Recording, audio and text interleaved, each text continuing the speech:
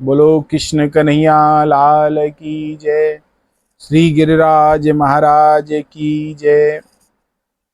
निर्जला एकादशी की आप सभी वैष्णवों को बहुत बहुत मंगल कामनाएं। भगवान श्री नारायण की कृपा आप पर बनी रहे।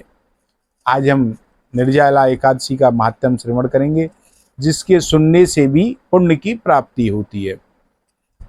युधिष्ठिर ने भगवान नारायण से कहा कि जनार्दन, अपरा का सारा महात्म्य मैंने सुन लिया। अब ज्येष्ठ शुक्ल पक्ष में जो एकादशी हो उसका वर्णन आप मुझसे कीजिए, वह मैं भाव से सुनना चाहता हूं महाराज। भगवान श्री कृष्ण बोले, राजन, इसका वर्णन परम धर्मात्मा सत्यवती नंदन व्यास जी करेंगे तुमको, क्योंकि वे संपूर्ण शास्त्रों के तत्वज्ञ और वेद वेदांगे पारंगत विद्वान हैं, उन्हीं से करवाएंगे। तब व्यास जी ने बोलना प्रारंभ किया।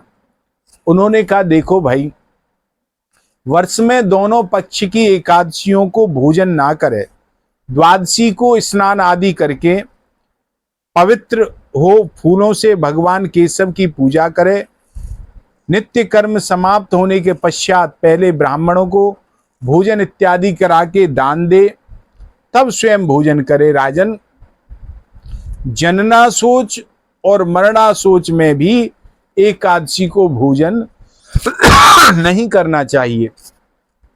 जब यह व्यास जी ने कहा तो भीमसेन से नहीं रहा गया। भीमसेन बोले, हे परम बुद्धिमान पितामह, मेरी एक उत्तम बात सुनिए। राजा युधिष्ठिर, माता कुंती, द्रौपदी, अर्जुन, नकुल, सहदेव ये एकादशी को कभी भोजन नहीं करते, तथा मुझे भी एकादशी को भोजन करने की मनाही करते हैं। किंतु मैं इन लोगों से यही कह दिया करता हूं कि मुझसे भाई भूख नहीं सहन होती, मैं भूख सहन नहीं करता। भीमसेन की बात सुनकर के व्यास जी ने कहा, हे भीमसेन, यदि तुम्हें स्वर्ग लोकों की प्राप्ति अभिष्ट लगती है और नरकों को दूषित समझते हो, तो दोनों पक्षों की एकादशी को अन्न नहीं खाना चाहिए, भोजन नहीं करना चाहिए, व्रत करना चाहिए महाराज। भीमसेन बोले, हे महाबुद्धिमान पितामह, मैं आपके सामने अपने हृदय की सच्ची बात कह रहा हूं कि एक बार भोजन करके भी मैं व्रत नहीं रह सकता, फिर उपवास करने की तो बात ही बहुत बड़ी है महाराज।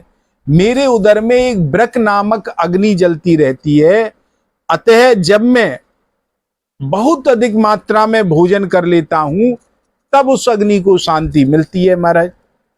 इसलिए महामुने, मैं वर्ष भर में केवल एक उपवास कर सकता हूं, जिससे स्वर्ग की प्राप्ति सुलभ हो तथा जिसके करने से कल्याण का मार्ग प्रशस्त हो।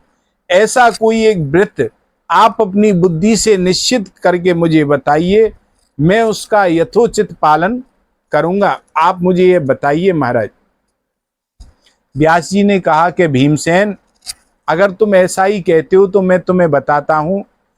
ज्येष्ठ मास में सूर्य वृष राशि पर हो या मिथुन राशि पर हो, शुक्ल पक्ष में जो एकादशी आती है उसका यत्न पूर्वक निर्जल व्रत केवल कुल्ला या आचमन करने के लिए ही जल मुंह में जाना चाहिए।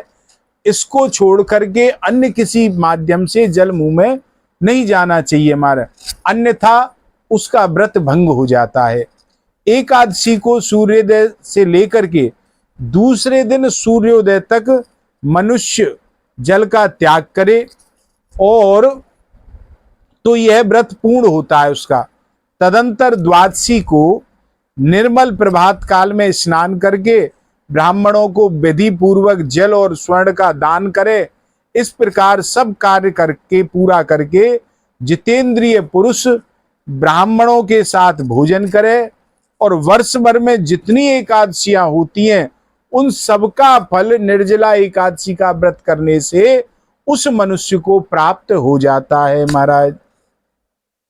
इसमें तनिक भी संदेह नहीं करना चाहिए।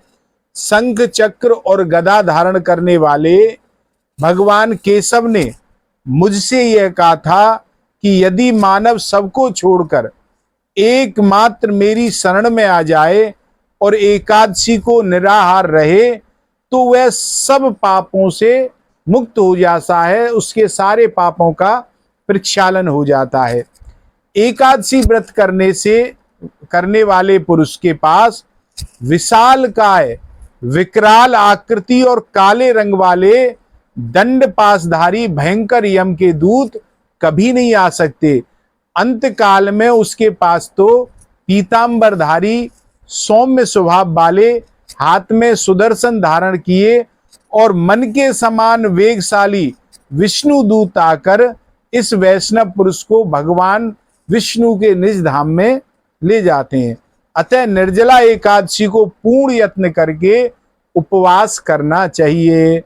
तुम भी सब पापों की शांति के लिए यत्न के साथ उपवास और श्री हरि का पूजन करो। स्त्री हो चाहे पुरुष हो, यदि उसने मेरु पर्वत के बराबर भी पाप किए हों तो वे सब एकादशी के व्रत के प्रभाव से भस्म हो जाते हैं, नष्ट हो जाते हैं। जो मनुष्य उस दिन जल के नियम का पालन करता है वह पुण्य का भागी होता है। उसके एक एक पहर में कोटि कोटि स्वर्ण मुद्रा दान करने का फल उसको प्राप्त होता है, ऐसा मैंने सुना है। व्यास जी ने कहा मनुष्य निर्जला एकादशी के दिन स्नान, दान, जप, होम आदि को जो भी कुछ करता है उसका उसे अक्षय फल प्राप्त होता है। यह भगवान श्री कृष्ण का कथन है। निर्जला एकादशी को विधि पूर्वक उत्तम रीति से उपवास करके मानव वैष्णव पद को सहज में ही प्राप्त कर लेता है। और जो मनुष्य एकादशी के दिन अन्न खाता है वह ऐसे मानो पापों का भोजन करता है और इस लोक में चांडाल के समान है वह, और मरने पर दुर्गति को प्राप्त होता है महाराज। और जो ज्येष्ठ शुक्ल पक्ष में एकादशी को उपवास करके दान देंगे वह परम पद को प्राप्त होंगे। जिन्होंने एकादशी को उपवास किया है वे ब्रह्मत्यारे, शराबी, चोर तथा गुरुद्रोही होने पर भी सब पापों से मुक्त हो जाते हैं।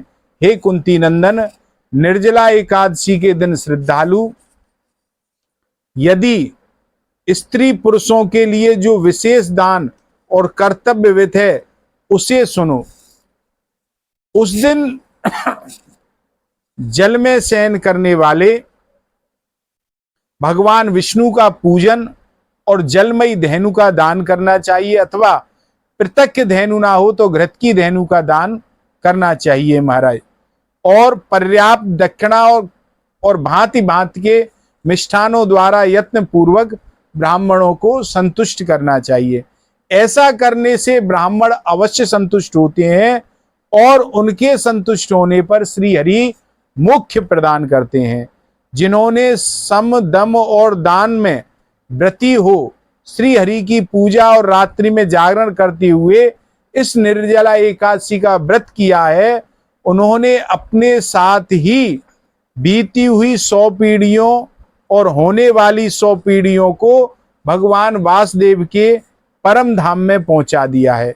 निर्जला एकादशी के दिन अन्न, वस्त्र, गौ, जल, सैया, सुंदर आसन, कमंडल तथा छत्र दान करने चाहिए।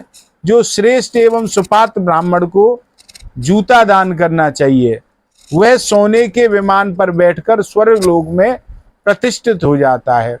जो इस एकादशी की महिमा को भक्ति पूर्वक सुनता है तथा जो भक्ति पूर्वक उसका वर्णन करता है वे दोनों ही स्वर्ग लोक के भागी होते हैं। चतुर्दशी युक्त अमावस्या को सूर्य ग्रहण के समय श्राद्ध करके मनुष्य जिस फल को प्राप्त करता है वही इसके श्रवण से भी मनुष्य को प्राप्त हो जाता है।